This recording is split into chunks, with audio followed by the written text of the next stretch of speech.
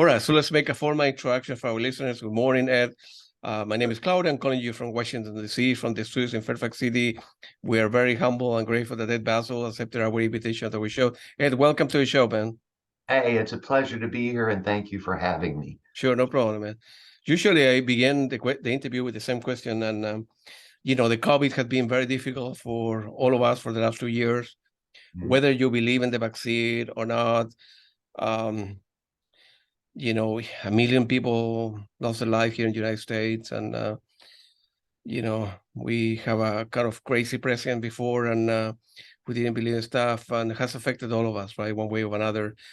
And how difficult was for you if you're a touring musician, you couldn't tour, so you couldn't earn an income, and some people rely on the studio work, and some people don't have a studio at home, so they went out of business. I think many musicians went back to school or got another job or whatever they did. So how the COVID affected you, your sanity and your life? How you holding up, man? That's a good, thank you for asking that. That's a great question, actually. Yeah, just so you know, I started out as a pianist. There's an answer to this question. Yep. Business degree, computer programming degree, and I was a pianist for a living for 20 years. Then I became an agent, and then and then I would come back to the piano at night, running a business. It was stressful, so more I'd play, the more comfortable I'd feel. So I was an agent. We produced concerts for corporations. I can tell you so many stories of so many wonderful things.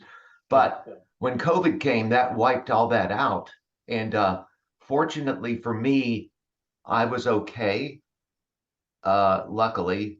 And but I felt so bad, not just for the artists, but for the road crew, the sound and lights people, the backline people, the catering people, everyone that makes a living. So that was really odd to see that happen. Fortunately, I have my piano here at home, and I was able to pour my emotions and isolation into the piano itself. And I was able to record 2 CDs, one last year and then one this year also, which is really, for me, it's like life coming full circle back to piano, where I truly feel comfortable and at home. So yeah, is the concert industry back to normal in my market? Not as much so. And but I feel I need to be at this point of life right here at the piano, composing thoughtful, romantic, emotional, sometimes haunting piano pieces. It's driven me to do that. So yeah, that's great, man. Let's go back to the beginning. Were you born like in a musical family? How old were you when you perhaps began taking guitar lesson or piano lesson? And I grew up in a small city called Huntington, West Virginia. It's a lovely place to grow up. Marshall University is there, and it's a great place.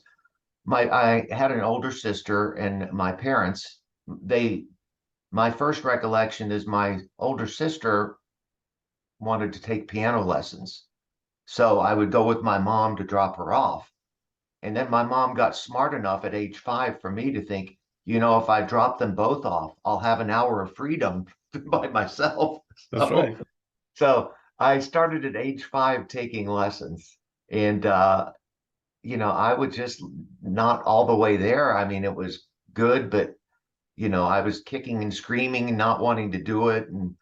And I remember being outside playing on the streets in my neighborhood after school, after dinner, playing American football and with the guys and having fun. And my mom sticks her head out the front door and yells, "Eddie, time to practice piano." Oh man, they ruined your. That's my street credibility was gone. That's right. So, but were my parents musical? No. Was my sister musical? No. I do remember my parents, though. My dad had a spark in him, and I would hear songs on the stereo, Tony Bennett, Sinatra, Carole King. Oh gosh, yeah, just tons of classic artists, and Yeah. I was thrilled with that. And coincidentally, my sister was really excited one time, and I was, what's that? What's going on? And she said a group called the Beatles is going to be on TV, and I'm like, okay.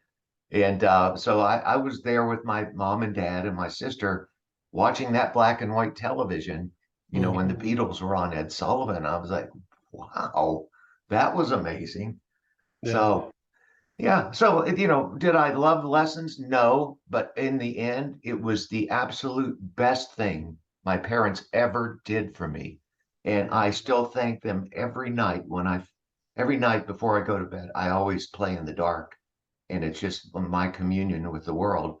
And I always thank my parents and my sister, who have all passed away, for what they did for me. And I made sure when my parents were alive that they knew this was the best gift they could have ever given me, was the ability to play to the point of it's effortless to play. It's a direct connection between my soul and my hands. To Claudio, let's put it this way: I'm not a performer. I'm not a guy that says, "Look at me, let me entertain you." I really am an instrumentalist, is how I feel, or maybe a mentalist. No, an instrumentalist. Yep. But No. and my goal is to extract as much beauty and warmth out of that piano as I possibly can. And it doesn't have to be, rapid fire. I can play many styles easily, but just to be able to play that effortlessly. And when we talk about my latest recording session, to go there and be fearless, absolutely fearless, because I knew I have practiced enough. I played 10,000 hours for a living when I was a full-time pianist. And to be able to do that, I'm walking in rarefied air. I really feel that way. And I feel truly like the luckiest guy alive to be able to do this. So good for you, man. Good for you. But my parents always wanted me to get a real job. So Oh, wow. Yeah. yeah. So eventually you were, I don't know, 17, 18, finishing high school, and sort of you needed to make a decision, right? One hand, man, I'm very good in piano. Maybe I should go to Berkeley in Boston or Juilliard in New York and, get like a bachelor degree in music or education or, whatever. Or your parents telling you, no, you're good in piano. That's like a hobby. Forget about music, man. Go to school, get a real job. You will not make music. You will not make a good living as a musician. And so forget the music and keep in the background, but go to school or, That's the way. Yeah, there was no option to go to Berkeley or any, music school. It was, my dad was an industrial engineer. Yeah. He had a real job. My sister, of course, got, straight A's, National Merit Scholarship finalist, and all the good academic stuff. And here I'm the musician. So, but so the influence of my parents was to get a real job, get a safe job, settle down, and all that. Yeah. So I did, after at high school, the local university is Marshall University. Yep. And so I went there and got a bachelor's of business degree. Now, granted, I was still in bands. We had bands in junior high school, college, and stuff. So that was still there. But when I was that first round of college, as it was in high school and junior high school, my concentration just wasn't there to get those stellar grades like my sister. But I could gravitate towards the piano and feel at home. So I did get the degree, got out and got a real job in Huntington, West Virginia, and that just didn't fit me well. I mean, I did the job fine and all that, but I found an opening for a pianist at a new high-end French restaurant in my town. And I knew the owner. I said, hey, can I? And that turned out to be I believe, a 5-year job of being a full-time pianist in that restaurant. And amazing stuff happened there. I mean, one night, about 10 till 11, I think it was, we were ready to close. The piano's right by the front door, so I would say hi to people that came in. 10 till 11, the door opens. Rod Stewart comes in with his band. It was like, my God, man. Wow. Yeah. He had played the Coliseum, the arena, and I ended up playing for Rod Stewart and his band for their whole dinner. Oh my God, that was scary, but it was fun. So anyway, good for you, man. Yeah, good for you. Yeah, like I told you before, similar story to you, right? I was a terrible kid in Chile. I was doing a lot of stupid stuff and bad grades, and my parents were very pissed off at me. And I studied with the Jesuits, private Catholic school, and but music was my thing early in the beginning. I couldn't play, and I wasn't planning on playing or taking piano lessons or nothing like you, but I wanted to listen and to bands. And at the time, Genesis was important, Led Zeppelin, Pink Floyd, and I thought, man, I need to go back. I need to go somewhere up north to the United States to listen to these bands. And now 40 something year later, that was the best decision of my life. Nice. That was a great decision to leave your country and come here. And I didn't speak the language, so I got lucky along the way. And I don't know, like I say before, I'm the American dream alive, man. I did it now from being a terrible student, C average. I have now a bunch of college degrees. I was able to attend the best university in the country, and I got lucky along the way. Well, but music is always been important. I always thought, man, I need to get a good job, go to a good school, so I could afford this kind of stuff. My wife always say that I have an expensive taste, so I need to keep on keep on working to afford this stuff. And so from that restaurant, what was the next step after that? I got a job in Lexington, Kentucky, where my sister lived. Yeah. And I ended up being at the at the Hyatt there for 5 years as a pianist. Yeah. And coincidentally, I went to UK and got a computer programming degree. And really? Yes, but for my own vindication, I was 1B short of a perfect 4.0 overall average.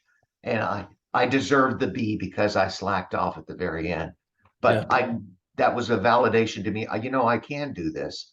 So loved being in Lexington. It was a great place to be. And then I always thought, Claudio, okay, I have a business degree, computer programming degree. I've played piano for 10 years, but I've never been to music school. So that was my driving force. And I found there was a school out in Los Angeles called the Dick Grove School of Music. And it's very under the radar known, but it was run by Dick Grove, and they would have like Joel DiBartello, the bass player for the Tonight Show, teaching, all these people. And, Barry Manilow went there, Michael Jackson went there. Wow. So I saved up enough money and I said, I'm moving to California. And I went to Dick Grove School of Music and ended up, and that was a great experience to realize how little I knew as a musician. And but I was able to get by with my cocktail style. So I was there, and then I also started playing out in Los Angeles. I was the house pianist at the Beverly Hills Country Club, the Ritz-Carlton, Laguna Niguel. I would play lunches in downtown LA, sunsets in Marina Del Rey. And at one time, I was named by the LA downtown newspaper the best pianist in downtown LA. And I was like, wow. A kid from Huntington, West Virginia. That was really cool. But let's fast forward just a little bit. The more I would go into my agent's office to pick up a paycheck, the more they would call me for work. I was like, okay. So I thought, you have that box of index cards of artists. why don't I write a database for you so that you can get computer? So I wrote a database for that agency and got in the agency. And I started finding out that I have a good business head, and I also, by the way, wrote another database for an extras casting company and got my friends on Murder, She Wrote, and I was on Dallas and Columbo and as an extra. So that was fun too. Well, wow. Yeah. Yeah. So I ended up being an agent and then started out, and then fast forward, I became an agent for artists like Judy Collins, Don McLean, Gordon Lightfoot, Starship, Survivor, a number of them. Wow, And big names, man. Very big names. that was cool. And that was out in LA. By that time, my daughter was born, and my dad in West Virginia had leukemia. And when I went to visit him the first time, it was just sad to see, and there was nothing I could do to help him. I'm not a doctor, and there's nothing I could do. I ended up organizing and riding a bicycle fundraiser for the City of Hope, which is a cancer research facility in Duarte, California. And they do wonderful work. They've started with stem cells and all it's just amazing what they do. I ended up riding a bicycle from the end of the Santa Monica Pier in Los Angeles to the end of the St. John's Pier in St. Augustine, Florida, to raise money for the City of Hope. So that was 8 states, 278 cities and towns, and 3,000 miles on a bicycle to do that. So wow. Yeah. So anyways, that was an amazing trip. But what I'm getting to is that I thought, I would like to be closer to my father when he in West Virginia, if possible. And I knew Nashville was a music city, and I had a couple of friends in Nashville. And so we ended up moving to Nashville. That was 25 years ago. By the way, now every other person in my neighborhood is from California. Is moving. Everybody's moving back. Yeah. So anyways, I ended up here, and I had an entrepreneurial seizure where I thought, I could do this agency thing better on my own. So I opened my own company. Yep. And we specialize in producing concerts, comedians, and speakers for corporate events. And the only thing that was always there was my mom saying, "Get a real job. Will you please get a real job?" But we've had bookings, Claudio, it's really cool, from the Great Wall of China to the U.S. ambassador to the Vatican in Rome. Corporate clients like AT&T, Fidelity, Google, and artists. Oh, this is the best part. Air Supply, Beach Boys, Charlie Daniels, Danny Glover, Eddie Money, Foreigner, Bad Company, Huey Lewis and the News, I'm just dying, that how did I get this lucky? And I'm the guy that's on the side of the stage. I'm not in the audience. I'm not behind. I'm behind the side of the stage with the paycheck for the band. And I'm like, oh my, how did I get this lucky? And I remember being at the Broadmoor Resort in Colorado Springs, and I was on the side of the stage, and the Temptations were singing.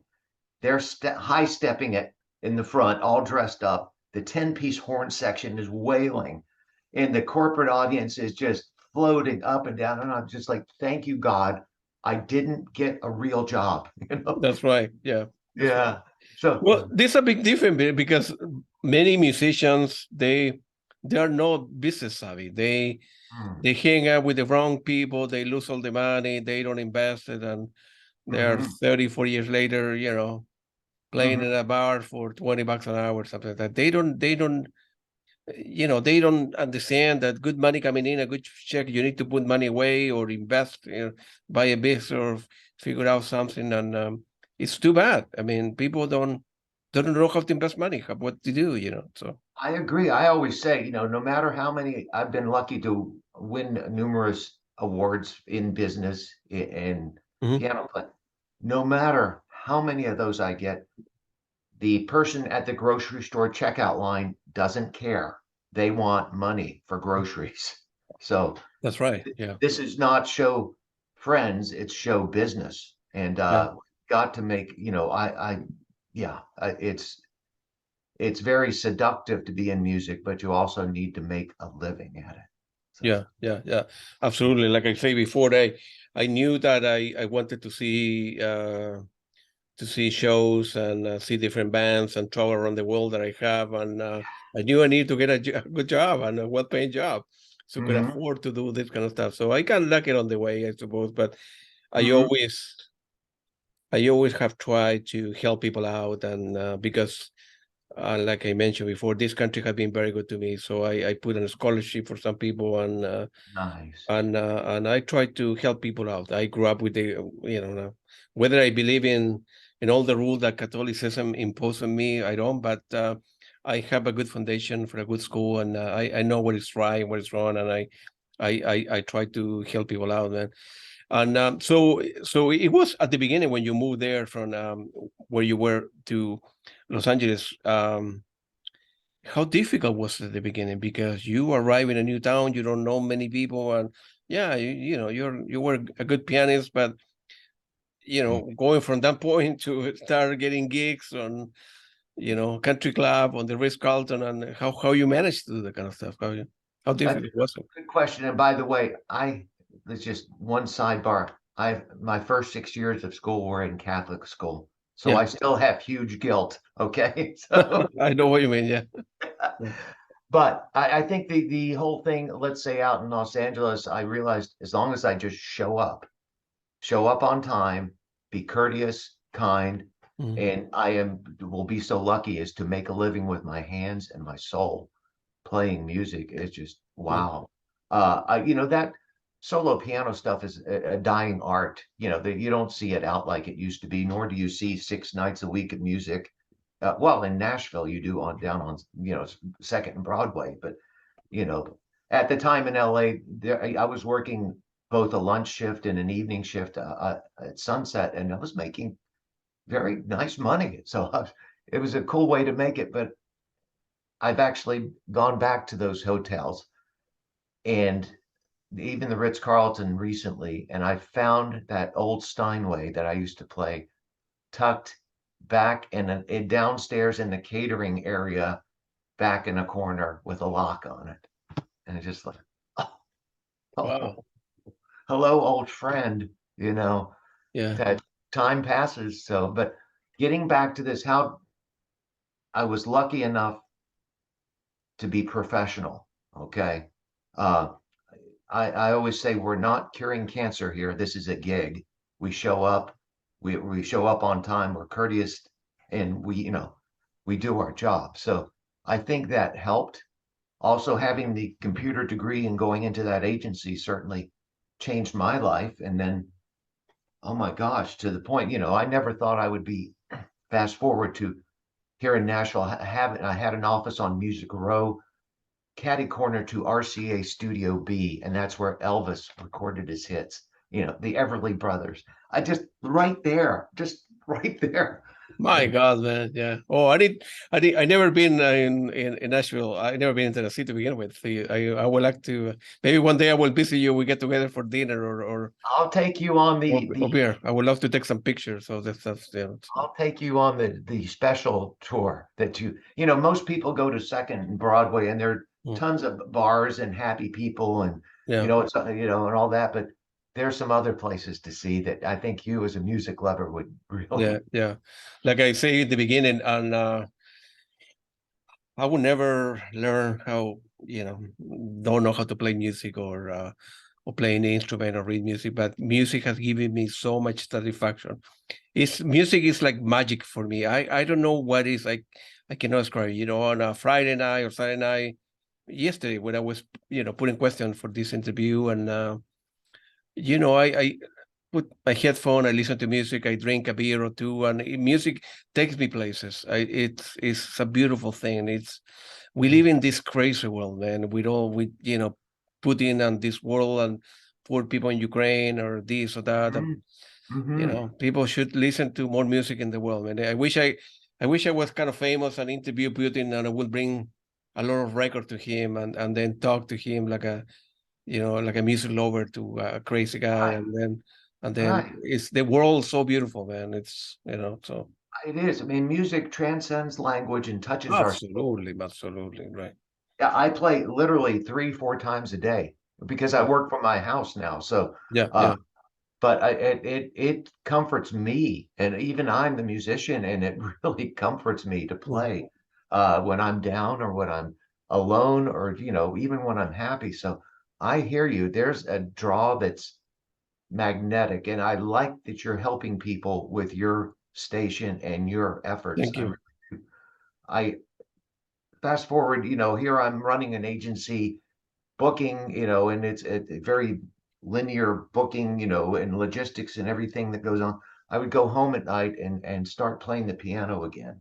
Where I used to play, 5, 6, 10 hours a day for 6 days a week when I was playing. So the more I do that, the more I would play songs like Misty, Someone to Watch Over Me, Over the Rainbow, things like that. Those old, beautiful standards like an E flat or A flat, just those warm, that would really calm me down. Then I thought, maybe I should record a CD I'd never had. So I recorded my first CD here in Nashville. I called it's called Bella Piano. It has a couple of hits that are a couple of songs that I had composed while I was a pianist out in California. Yeah. I called that my Scared Pianist CD, okay? Because it was the first time I was, doing a solo piano CD with just me, 3 microphones in a studio, and it's like, oh God, what will others think? So I was kind of tightened up a little bit. Anyway, let's fast forward. I got that one. I recorded one last year during COVID. Let me back up just for musicians' purposes. Sure. When I was playing at home, I had a Yamaha Clavinova, which is a weighted action piano, meaning it's not a full piano with the big harp and the strings. It's an electronic one, but the keys feel like they're a real piano. Oh, I see. Yeah. So I practiced on that. And then when I went to record under those 3 microphones and being under a microscope, people looking at you, that Yamaha C7 Concert Grand in the studio was like it was a totally different feel. It was like going from driving a Honda to a Ferrari on steroids because it was so alive. So that's why I was a little tentative, and I can tell in my playing that anyway. So fast forward, I cured that because after that, I ended up buying my own Yamaha C7 Concert Grand, and it's in my dining room now. So I'll never have that issue again. Yeah. But anyways, I don't know where I started with this story, but you record that CD, the one last year, in my dining room, which had a couple of songs that have got some notoriety, and I'm lucky on that. And then to realize, life is short. I've worked, my nuclear family is gone. Numerous artists that I've worked with throughout the years are gone. We don't know how much time we have. Yeah. So I'm trying to wring as much life out of life as I can. That's why the Abbey Road thing. That's why I hiked Mount Kilimanjaro, Tour de France, cycling vacations in the Alps, things like this that are memorable. And whenever you want to talk about the Abbey Road experience, I was just we'll talk about it. Yeah. Okay. It's unbelievable. I went to Abbey Road. Well, I go to London like twice a year or so to see concerts, to see bands that they don't come here to the United States. And the first time I couldn't even pass the gate. So so next time I'm going, I will go inside and take some pictures like you have, and it's an unbelievable place, man. As I say, I never been inside. I know all about it, and I've been, I go every time I go to London, I go to the record shop right next to it because I buy stuff that I couldn't find here on the United States. And right there, that red sign, that's Studio 2. Yeah. That's sign outside of a studio too. Have you ever look back when you were, when you were playing soccer or whatever outside your home with your mom and with your friends, and your mom told me it's time to practice. Now ended up there. It's crazy. It's like it's like a dream in many ways, right? Yeah, it is. By the way, do you have the ability to share your screen? I have a couple of pictures I could share with you if you feel comfortable. Yeah. I can I can give you permission. Okay. I need to do, hold on, how you bring, how you, I need to figure out how, give me 1 minute. No problem. How you allow, on the bottom, yeah, on the bottom there's a thing that says share, and then there should be a pull down menu there. yeah, but I want, I need to give you Right. permission for you to. Oh, yeah, it on the, it's where it says share screen on the bottom, there should be a little arrow to have more underneath that share screen selection. And if not, it's okay, Yeah, but I have your, let me, I can share it. Hold on. I can, Okay. give me 1 minute because No problem. I wanna go, give me 1 minute. Problem. Use Basil, and then here, and then here, and then wait.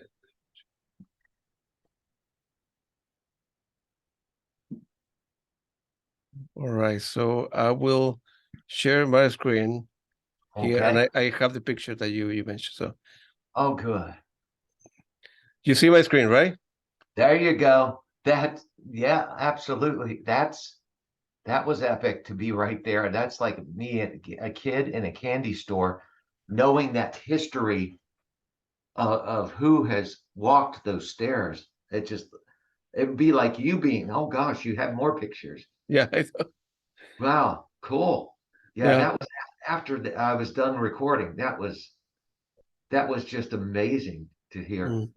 Oh I my, will be very nervous just to enter that, past the door entrance, and it's but you earn it, yeah. Well, I appreciate that. I figured I had oh wow, you maybe the PR people send you these pictures. They did. I Beth, just let me. want the studio for you to see that. There is studio too. Yeah, Oh my gosh, that is just, phenomenal to be in there.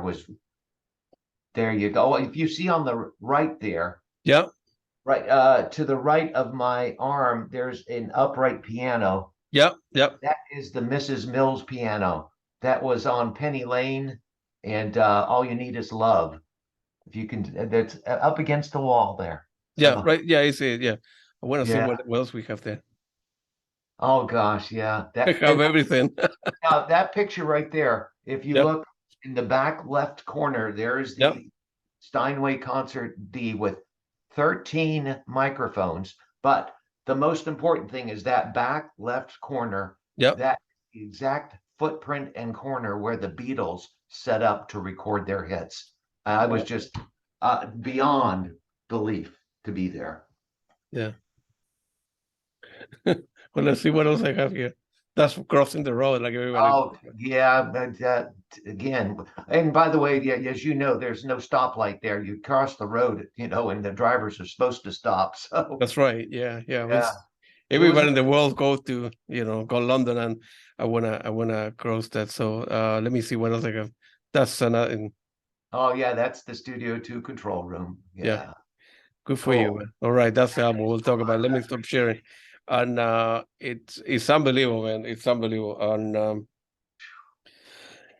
man, looking back that you were, and believe it or not, as I say, I've never been inside, but looking at the picture, and I Mhm. tried to put myself into that particular picture, it doesn't look like a fancy place. I mean, the wood that they have there, the light that's been there from 50, 60 years. It's the same thing. They don't kind of decorate it inside with better wood or better microphone, or they change the parquet floor or whatever, curtains. Yeah. The same thing, so.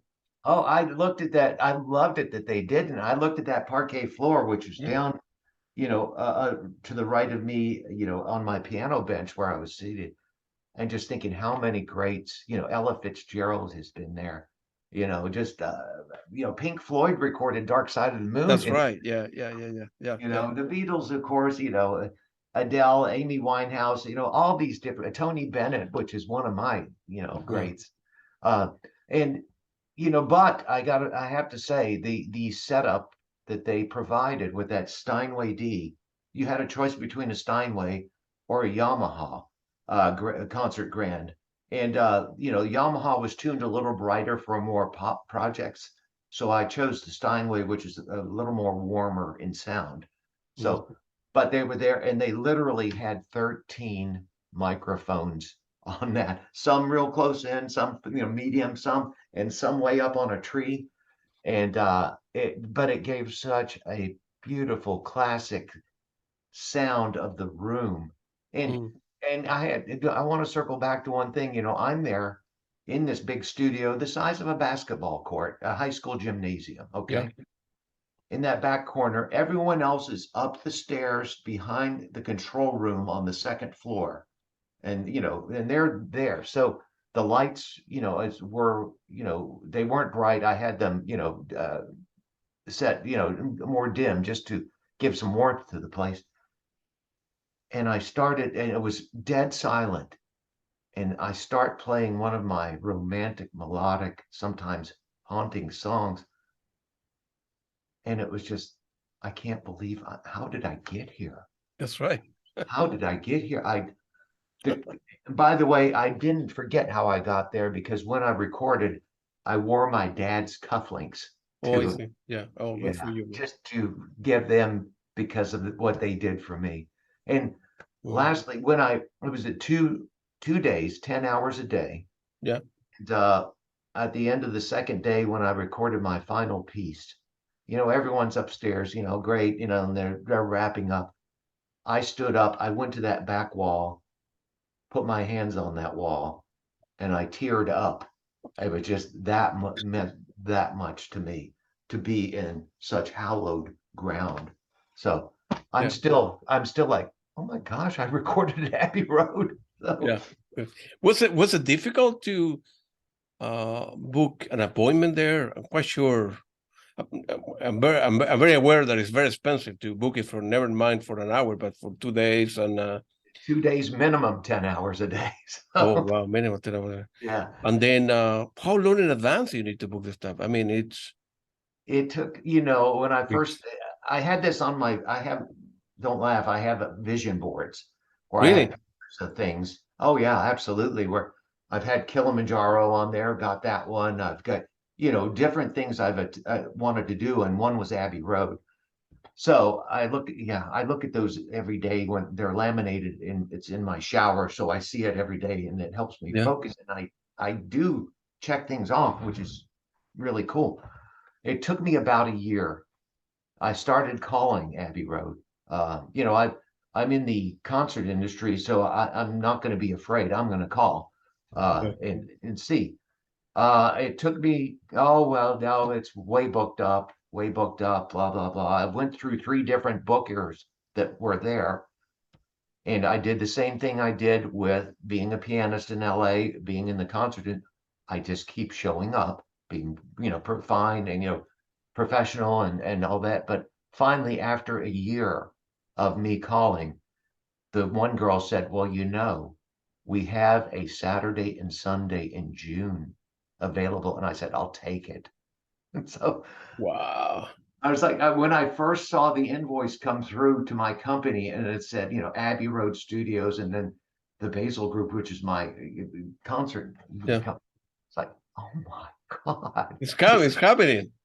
Yeah. No kidding. So it was, I'll put it this way. I didn't show up unprepared. I wanted to make sure for this that I showed up the best version of myself possible.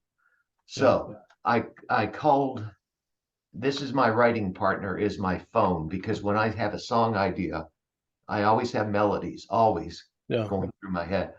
I'll track them down on get an audio note, and then I went through about 220 of them to bring them down to workable ideas, and I ended up with, we recorded 21 tracks.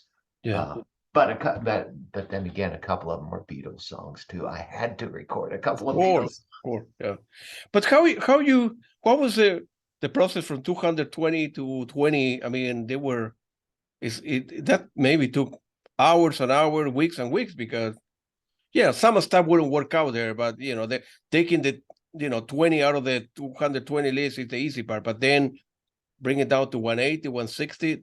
It's very, very hard work. It's not that easy. It's a lot of work. It was a lot of work, and it still is. I used a spreadsheet. I would, put down the song, what key it's in, if it's in a time, signature, what beat per minute, description.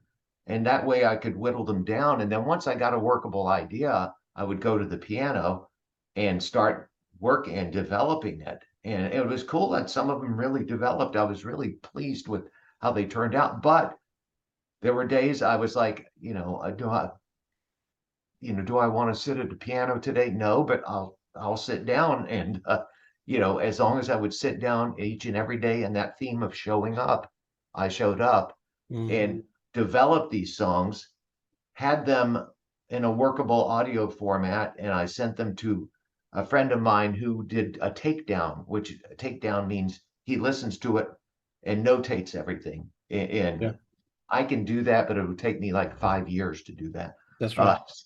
So he did that. And then comes the hard part, not the hard part, but the practice. I made sure 6 months out that I started practicing. I would practice two-hour sessions a day, one in the morning and one in the evening, to get those songs really worked in and comfortable with.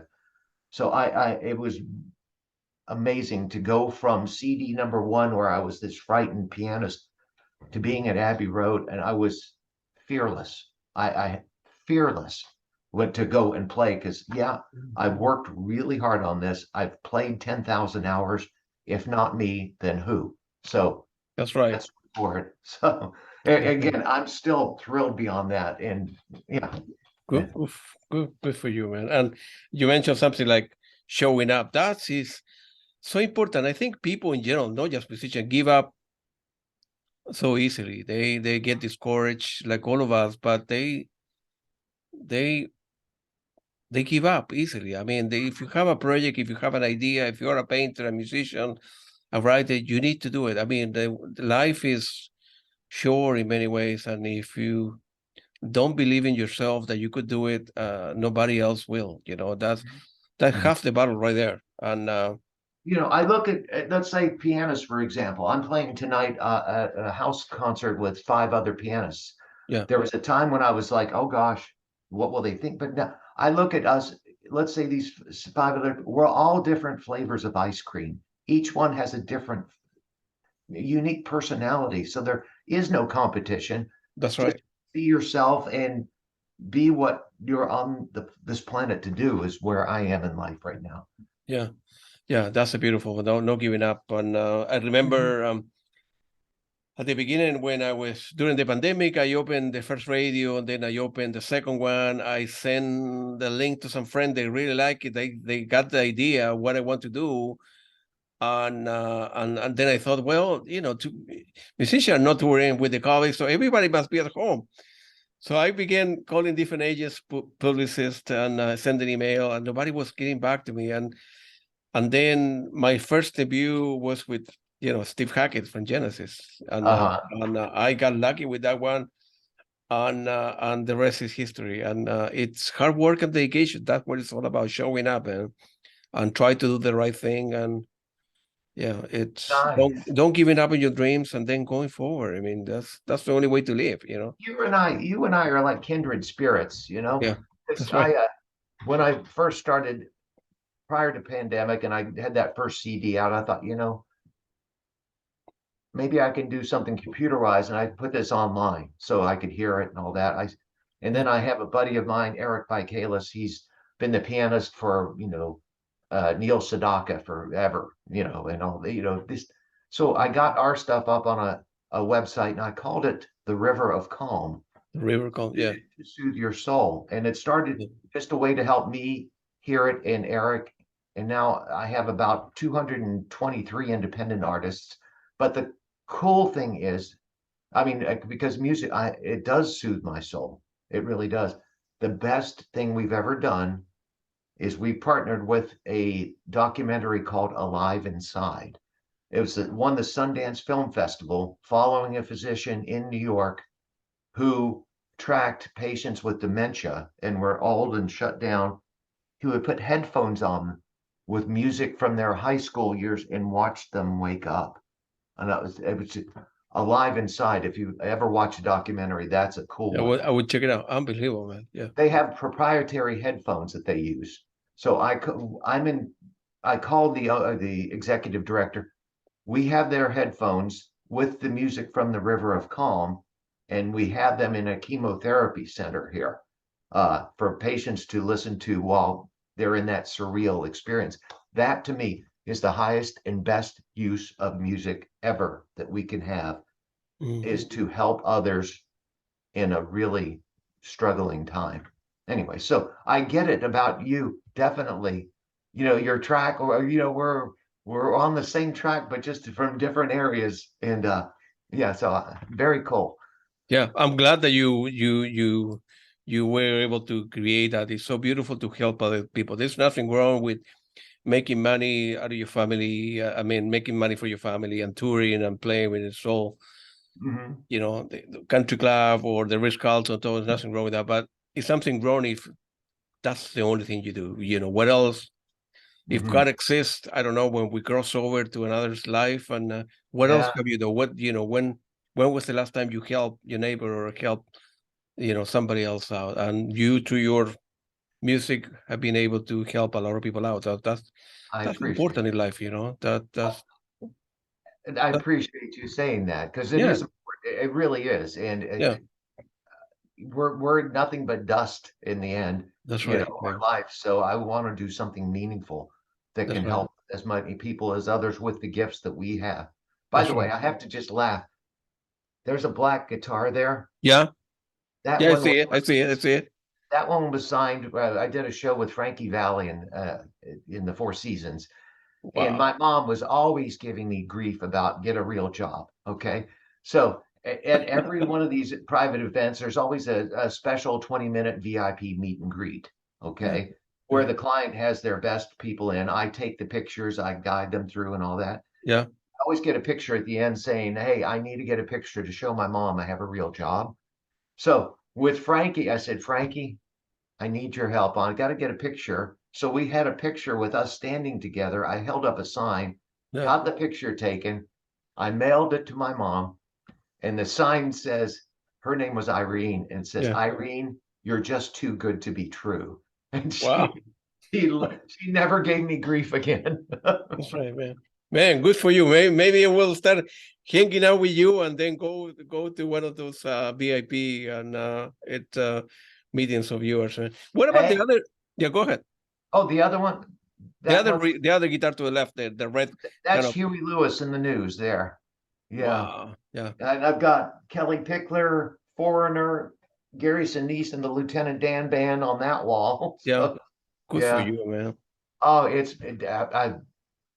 I've been very lucky. And I did want to point this out just between us. We have on hold June 19th, 20th, and 21st to go back to Abbey Road next year. Really?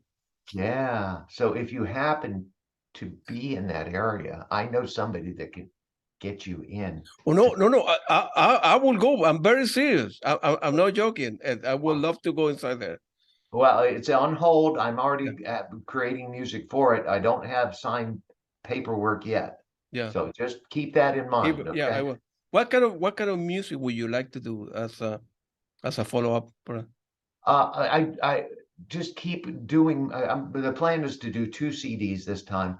Yeah. One is that thoughtful, melodic, romantic, and sometimes haunting piano emotional work that my goal is to get in film and television placements. Oh yeah, that was my next question. Yeah. Oh, absolutely. And the other one, I'm going to do a Christmas CD, but not with there'll be some standards, but I'm going to do Vince Guaraldi's Christmas Time.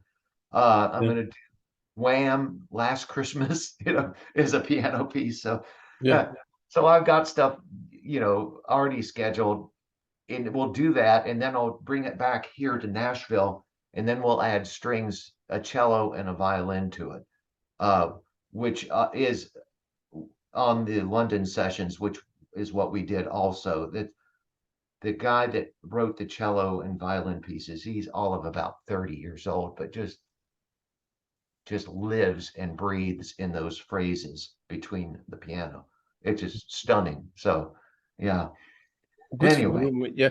It's getting into music and television it's very, if you get the right contact, can be very lucrative, because there is some, I think, I don't know how the business works, but if you were to play 30 seconds in a commercial or a TV series or a Netflix series, can bring income for the rest of your life, which is very good. It's very hard to get into it, because a lot of people will like to do the same thing, or the same with soundtracks, right? With film score, right? Right. Right. I just came back 2 weeks ago. I attended the Guild of Music Supervisors conference in Los Angeles. Yeah. Music supervisors are the ones responsible for finding the music, clearing it, so all the legalities are fine, and placing it in film and television. I'm looking at this just like I'm looking at being a pianist or a concert agent. I'm showing up, getting to know people. I feel I have a quality product. I mean, it was recorded and mastered at Abbey Road, so I don't know what else can. Oh, get this, by the way, on the day that I was recording in Studio 2, okay? Yeah. Studio 1 is the even larger studio. It's an orchestral studio, and I think they were doing Harry Potter cuts on there for one of the film. And so I noticed some guys in the hallway, when I went for a restroom break, and they were hanging out, and they didn't look like they belonged anywhere. Well, it turns out in tiny Studio 3 next door to mine, Taylor Swift was recording, and those were her bodyguards. Wow. Oh my gosh. How many studios are there? 4? Or no more? 3, but they actually have a couple of smaller ones too. They also have a cantina in there, which has been famous for band meetings and things. It's really pretty on the inside and well taken care of. The studios, when you walk into Studio 2, it's palpable, the vibe, the energy, and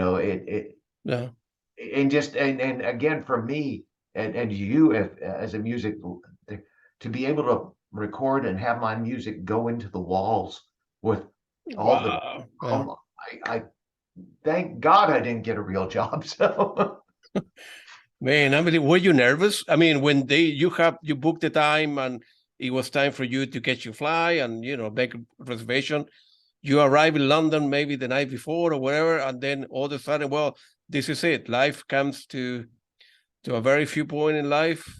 This is one of them for me, and you put your blue jacket. You went there that morning. You got your coffee at the hotel, and were you scared of arriving there? And because you can plan the stuff ahead of time, right? But eventually that day will come to you, and you need to show up there. You're paying very good money to do it. Were you nervous? That's a great question. Let's go back to to the first CD here in Nashville. I was nervous going to that recording studio. Very nervous. I was worried what the engineer would think of my playing. And I don't know how this happened, but to go to RCA or to Studio 2, the best way I can describe it, I was fearless. I was completely relaxed. I don't know, because if I've practiced so much, I know that I've played the piano at least 10,000 hours, for sure. Wow. And it was just beautiful to be able to say, okay, let's record this. Let's try this again. And for me to not get nervous, but get into the piece and let it feel, and let it come out. That was incredible to do. So I'm very lucky. Yeah, I listened to the track from that particular CD that Beth sent me, and it's a masterpiece, man. It's very good job. I really mean the stuff. I don't say things to please people. I'm not like that, you know. But it's a good quality. I mean, you are a very good musician, and that particular CD is very good, man. So Now you made my day. Then thank you. I really no, I appreciate. really mean the stuff, and I don't say stuff just to say it or to look good. Or I'm not like that, but it's very good. And man, you should be very proud of your parents and your mom I keeping thank you, them. calling you back for practice time, and you know, And to again, if I could someday when I see you again, when we're at Abbey Road, just oh to yeah, you bet. the lists of all the artists I've met and been on side of the stage and how did this happen? So Yeah, that's right. Yeah. so I'm a lucky guy, and I'll be happy to help you. You know, when will you secure more artists for your interview? Oh, absolutely, man. I have a couple of questions. You have received too many awards: the Hall of Fame, the Entertainment of the Year, the Lifetime Achievement Award in 2019. It's of course all are important. Is one more important to you than other? Perhaps the first one because you know it was hard for you to at the beginning show up in Los Angeles. You didn't know anybody, and then I like think me coming to the United States, I didn't know anybody. I didn't speak the language. You know, it's how difficult. I mean, which is the most special one for you out of all the awards that you have received? I think probably lifetime achievement because it's a validation of Yeah, of my absolute drop to my knees and thank the heavens above for yeah, the music career that I've had, yeah, not only as a pianist, but you know, as I've been president of a couple of concert organizations, you know, throughout my career, lifetime member, you know, all these things and that and meeting Ray Charles was pretty cool too. So, wow, yeah, yeah. You but know, somebody, and I want to quote the person, another musician told me once that no, knocking down every door I could that might lead to an opportunity. That's why you gotta live. You gotta be follow that you know that line and that phrase, and you need to follow your dreams, man. There's no way around it. well, you know, and there's You know, nobody that's going to force you to do it. yeah, I realize if it's going to be, it's up to me. yeah, And so literally when we are finished with this interview, I'll be going downstairs to the dining room with the concert grand piano and yeah. working on music for next June so that I can show up there fearless. That's Uh, right. Yeah, and you have Belladonna, Bella Piano, Homecoming, uh, the London session. How we want to call the London session reflection from I don't know yeah, that Studio Two Part Two or part two. Yeah, interesting. See, Abbey Road, they have very strict rules. They don't want you to mention Abbey Road Studios in the title. So we had to dance around that. But London sessions, London reflections, or you know, yeah, London Sessions. I thought the artist, you know, and the B Company, they did a great job with that cover art. And absolutely, yeah, yeah, so it's yeah, I'm just glad that you took a listen to that, and that means a yeah, lot. So yeah. mhm. What kind of when you're practice at home and you're not recording your own stuff, what kind of other music you listen to?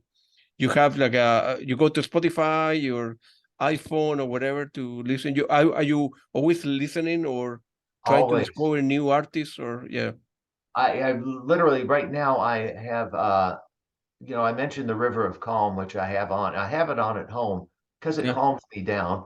yeah, And then I can also monitor it, you know, if I hear any, you know, edits that shouldn't be, or, you know, did I miss something? So, anyways, that's always on. In the morning, I have, don't laugh. In the shower, I have a salsa CD or a salsa really, plate. Oh, absolutely. Oh my gosh. Love that. I'm all over I listen to everything all the time. I really do. And I think I got into the concert industry as a way to meet my heroes. I really do and get paid for it. So yeah, yeah.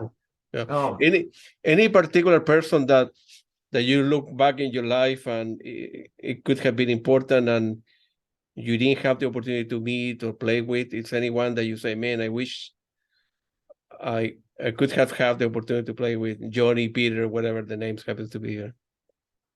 Well, I look at it this way. A mentor of mine once told me the future hasn't been invented yet.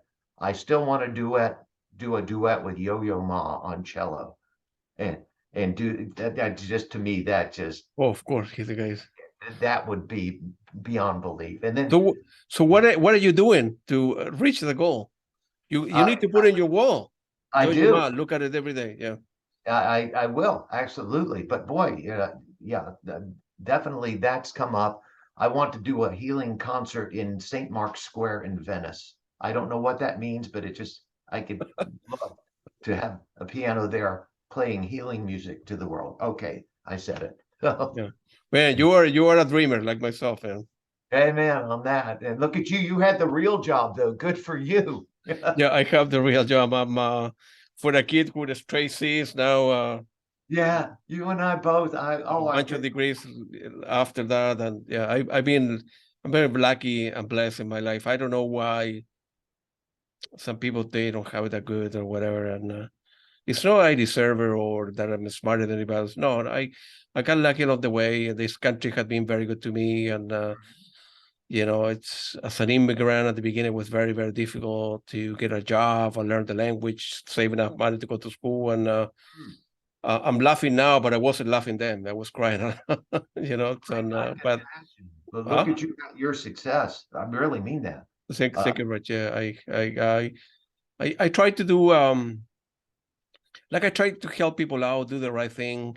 I mean, yeah, I grew up in a Catholic family. I'm not Catholic because I don't follow the rule, but just complain to being Catholic or Jewish or this or that. I mean, there's something about being human beings to try to do the right thing, that help people out, that don't take shortcuts, and don't be arrogant. Like some musician that I have interviewed, and I don't want to be like that. I don't. If God exists, I don't know. I received more gift than the majority of people like you have as well, and I try to do the right thing in life. It so happened that for me, music is very important for me, and like I told you before, I remember when I talked to Steve Hackett the first time around, I say, Steve, yeah, nobody's listening to radio, but my goal is the following. I want to create a radio where I'm playing good music, no advertising, no social media, 24 hours a day. I will play, I will pay music right to two organizations so nobody could sue me. I want to create a YouTube channel so people can see interviews and try to get my accent and for people to create like a musical legacy, if you will. And there's no catch. It is that I buy a lot of music. My music collection is about 7,000 CDs, vinyl, Blu-ray, and I see 60, 50 shows a year. I spend a lot of money in music, so I want to create something for the rest of the world. Being the radio, being interviewed like yourself, and I'm getting to know a different side of Ed that not many people know, and that's what it's about for me. It's no. I don't want to be famous. I don't need to make money. If the YouTube channel and the radio ever make any money, it's going to be donated every single cent to a local hospital. I'm not there for the money. I love because for the passion of the music, because music is important for me. We need more people like you. We really do. Gosh, wow. Thank you very much, man. Feel free. Go ahead. No, go ahead. No, so you're playing you're doing a gig tonight, and what is coming up in the next 3-6 months for you? Or Still doing a lot of work. I've got this gig tonight. I do with this River of Calm radio station. We do a live stream concert. We used to do them every month prior to COVID. And then now we do them like every quarter. So we'll have a Christmas concert with probably up to 10 pianists here in the Nashville area doing one song each. And that's really cool to do. Good for you. My goal is focusing on film and television placements, because somehow if I could get one of those songs to live on one of those pieces in a major film, I will just be tearing up and saying again, thank you, God, thank you, Mom and Dad. That's my mission. That's where you'll find me. So good for you, man. I hope that and don't forget the Jojo Ma idea as well. You need to put it to the absolutely, bathroom or the wall or look the I kitchen. will. I get them, and I have numerous pictures. It's about this wide, and Yeah, I have it laminated at Kinko's. And then yeah. I go and pick these up, and they're looking at me like, "Oh, you're kind of different." You're So, kind of weird guy. What are you doing? yeah, yeah, but it works. It works, you know. Feel free to elaborate, Ed, and on your website and Mhm. where people can follow you. Feel free Yeah. to. Oh, thanks for that. My website is Ed Bazel, Yeah, EDAZEL.com. yeah, I'll love to share this. I'm on social media, Facebook, Instagram, yeah, all that stuff, which confuses me, but yeah, yeah, yeah. For but sure. Yeah.